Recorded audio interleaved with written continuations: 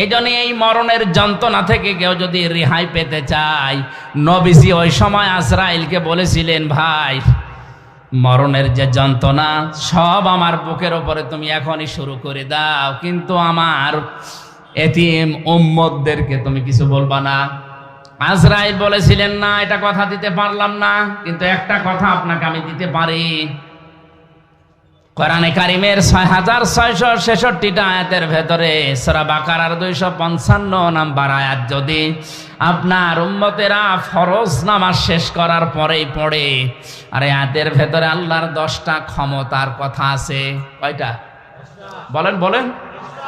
এই 10টা ক্ষমতা যদি ওর প্র্যাকটিক্যাল লাইফেও মেনে চলে, আমি আজরাইল কথা দিলাম মরণের সময় ওর কোনো শাস্তি যন্ত্রণা হবে না। মানুষ মায়ের বুকে দুধ খেতে খেতে যেভাবে ঘুমিয়ে যায় বাচ্চারা, ঠিক আমি ওইভাবে ওর জীবন কবজ করব।